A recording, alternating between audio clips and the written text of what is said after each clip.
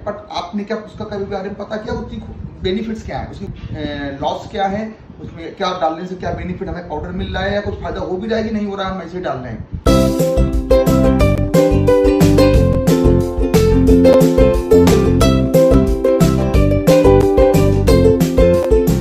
दोस्तों, श्री केम्पा इंडस्ट्रीज के YouTube channel में आपका मैं फिर से स्वागत करते हैं। और आज हम आपके लिए एक बहुत ही खास जानकारी लेके आए हैं जो आपको लोग अक्सर परेशान रहते होंगे। कई सारे केमिकल के बारे में आप जानते नहीं है। हम लोगों ने एक सीरीज शुरू की है जो हम आपको अलग अलग केमिकल के बारे में, उसके यूजेस और benefits and loss and profits के बारे में सब जानकारी दे रहे हैं। जिसमें आज हम लोगों ने जो केमिकल सेलेक्ट किया है वो है सोडियम सल्फेट। नाम सुना होगा आपने, कई बार कई केमिस्टों ने, कई लोगों ने आपको सजेस्ट किया होगा कि आपको कुछ इन्हेंस करनी है, क्वालिटी में कुछ इंप्रूवमेंट करना है तो आप सोडियम सल्फेट डाल दो।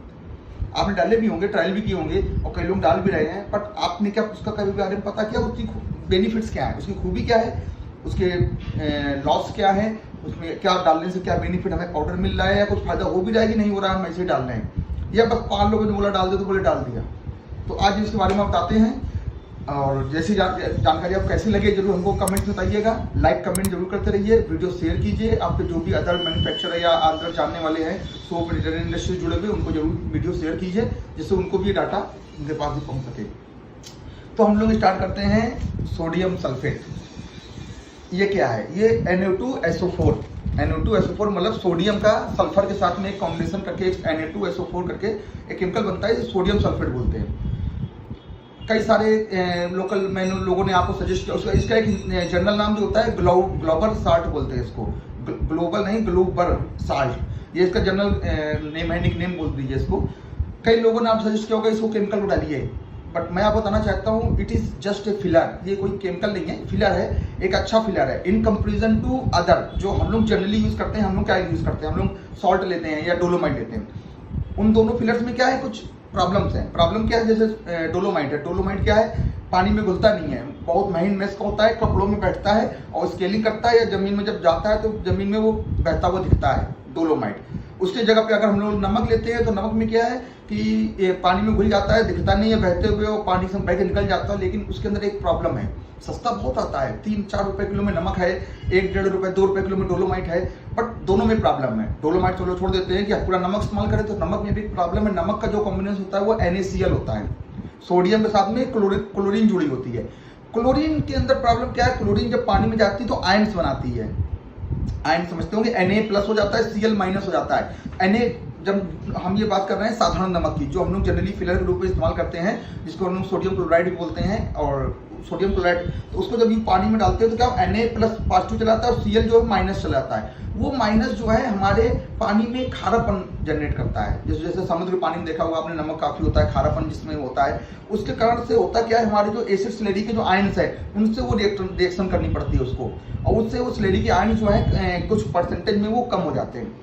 तो जनरली होता क्या था, मैं आप पूरी स्टोरी एक स्टोरी के रूप में बताऊं आपको कि पहले मैं बात आपको और बता दूं कि आज की डेट में जो केमिस्ट मार्केट में घूम रहे हैं, सो कॉल्ड केमिस्ट, ये आज से 25-30 साल पहले किसी फैक्ट्री में बैचमैन थे, मतलब लेबरी स्टार्ट की थी मिक्सचर में माल डालने से, या किसी लेबोरेटरी के अंदर में बीकर धोने के लिए लड़के भर्ती किए गए थे। तो उनको क्या है, कुछ हल्का फुल्का जो मेन पॉइंट पे खड़े होंगे तो कुछ ज्ञान की बातें तो प्राप्त होती हैं। उन्होंने जो देखा वो मैं आपको एक पिक्चर बताने जा रहा हूँ, क्यों सोडियम सल्फेट को लोगों ने फिलर को एक केमिकल रूप बना रखा है। तो जनरली जो नॉर्मल डिटर्जेंट पाउडर वगैरह बनते हैं तो उसमें सोडा, स्लेरी, डोलोमाइट, नमक, परफ्यूम, कलर, ये सब नॉर्मल इंग्रेडिएंट्स होते थे। फिर जब कभी कभी कोई प्रोफेसर या कभी कभी जो फैक्ट्री मालिक है कोई अच्छे केमिस्ट को हायर करता था, बुलाता था कि भाई साहब आइए 20-25 हज़ार जो लेने, मेरे माल की क्वालिटी सेट कीजिए, अच्छा बना दीजिए। तो उसने जो नॉर्मल गेट उनको वही नमक, डोलोमाइट सेट कर दिया।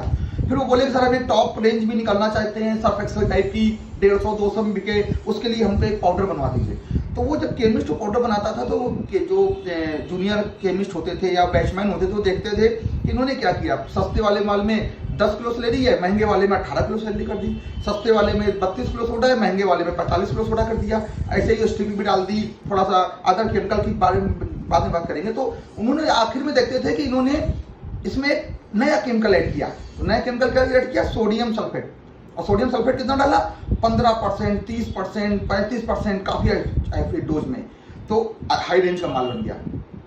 तो आज की डेट में जब वो लोग यहाँ पे आते हैं तो उनके दिमाग में बात रहती है कि जब अच्छी क्वालिटी का माल बनाना होता है तो सोडियम सल्फेट डालना जाता है। सोडियम सल्फेट डालने से क्या होता है, हाई रेंज का माल बनता है।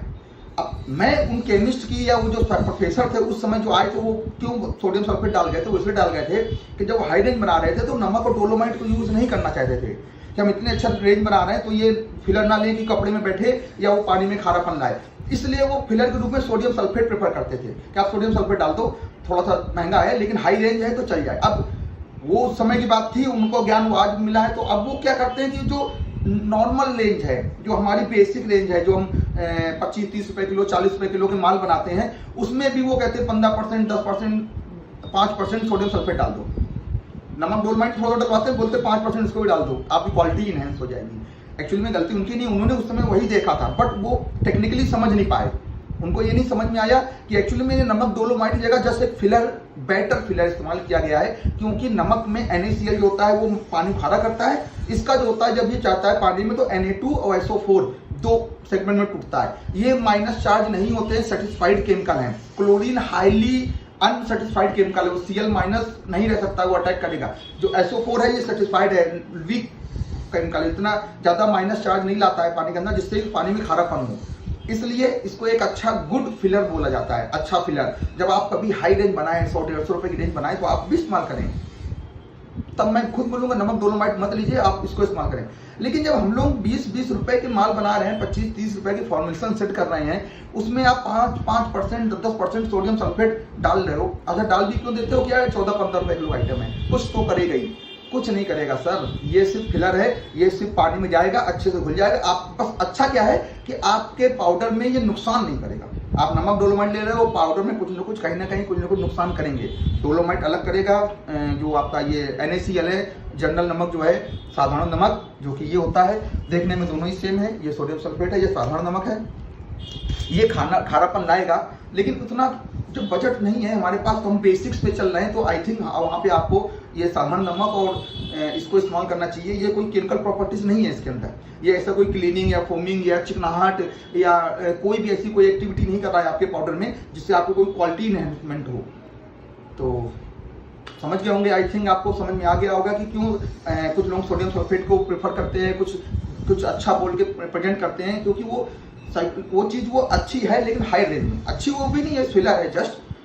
तो आई थिंक आपको मेरी बात समझ में आ गई होगी। मुझे लगता है इसके बारे में, इस केमिकल के बारे में आपको काफ़ी डाटा और काफ़ी चीज़ें क्लियर भी हो गई होंगी माइंड में। कोई पॉइंट अगर अभी बाकी हो तो आप हमें मेरे नंबर पर कॉन्टेक्ट करें। हमारा नंबर है 9335029561 और 60 और 62 भी हमारे कंपनी के नंबर ना, आप उन पर भी कॉन्टेक्ट कर सकते हैं। एड्रेस हमारे यूट्यूब चैनल के वेबसाइट में लिखा हुआ है। आप अगर यूट्यूब चैनल खोल के लाइक और पेज के अंदर जाएंगे तो वहाँ पे आपको हमारा पूरा एड्रेस मिल जाएगा। कमेंट करें, बताएं कैसा लगा आपको हमारा नॉलेज, किस चीज़ के बारे में आप जानना चाहते हैं वो भी हमें बताएं, जिससे हम आपकी आगे और अच्छे से और केमिकल के बारे में डाटा इनहेंस कर सकें। थैंक यू, हमारा चैनल देखने के लिए धन्यवाद।